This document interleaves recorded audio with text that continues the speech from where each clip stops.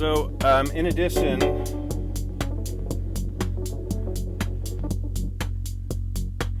to the bass voice on Pulsar being sequenced by this particular track, I'm also cascading out the amplitude envelope of this voice to this bit of Eurorack here. And the MIDI interface, I can go learn, and it's just listened to the MIDI note that is being sent from T1 to this bass voice. It heard that note, it's now pitch tracked to it, and hopefully I haven't broken my pitches, and there we go. So that's good. So that's in the right key. That's like holding the same key as the bass voice, and we can go over to bass voice and we can go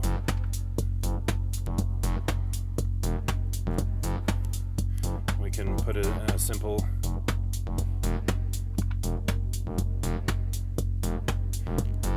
progression using the range knob. Another cool fun thing that happens over with Pulsar is that the output of this voice is being sort of smashed into the kick drum via the I know this thing is filthy, via the OMG input of the kick drum, the OMG input, which I'm driving with this one here, which is currently mislabeled. I don't know if you can hear how the kick drum is kind of changing in tone. It's like distorting a bit, or it's like, and if I change the shape, the tonal characteristic of this bass voice, just zoom out, of the bass voice, that will also change what it sounds like being driven out. Now it's like really obvious. So it's really quite distorted. So here's without it.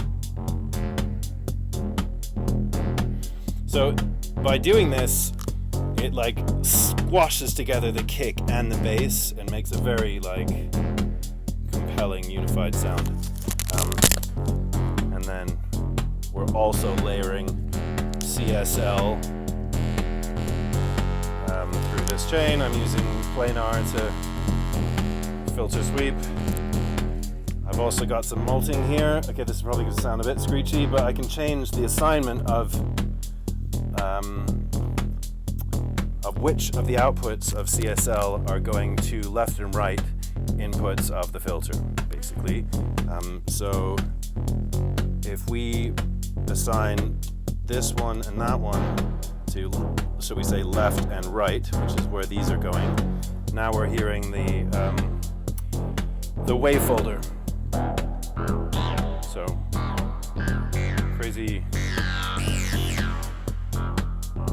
crazy gnarly stereo bass voice. Absolutely massive sound. Massive fucking sound. Yeah. So then, okay, other shit I might do is on this mixer, the Allen & Heath CQ18T, I'm using these scene buttons. So this is recall scene 1, which is basically there's no effect sends. I guess it's a bit of a hassle, like menu diving on digital mixers, but it's so small for how many inputs it can take. And so I've just got these convenient presets. So this is like no effect sends, and then this one is just send the snare and some of the voices to like a bit of reverb and this delay, the Fusion Box delay. So mainly the snare to this delay. So I'm doing that a lot.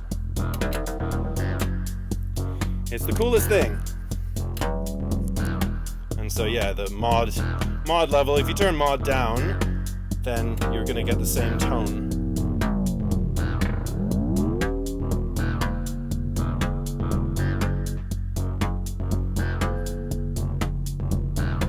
So you could like drone it like that, but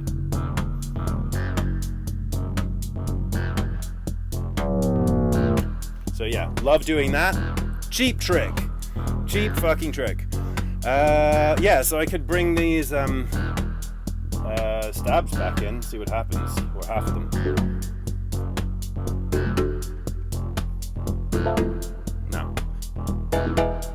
sort of working. It's kind of hard to record a demo video and make good music at the same time, but it's kind of working. Oh yeah, and then we bring in the sample again.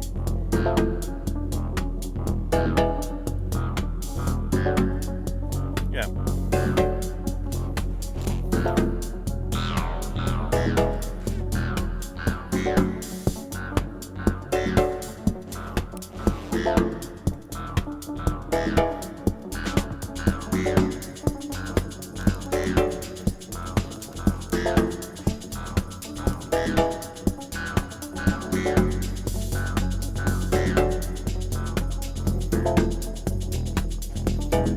Okay, I reckon that's probably just about everything. I didn't show the digitone. Digitone's 4 tracks are sequenced by the final 4 tracks of T1, and I have certain sounds on certain tracks always. For example, on track 4, I have this thing called Dark Pluck, and I can select that and maybe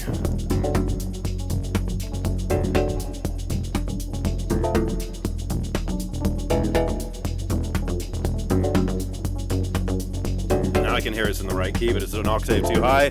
Double tap push, control, and sort of down button. Now we've got it donking away on the tonic, but it doesn't have the progression. So I could go range and tap the 3rd one downwards.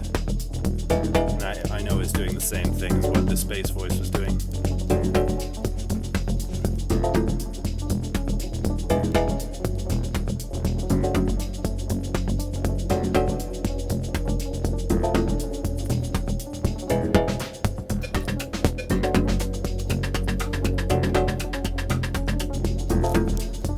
Alright, I think that's probably enough for me.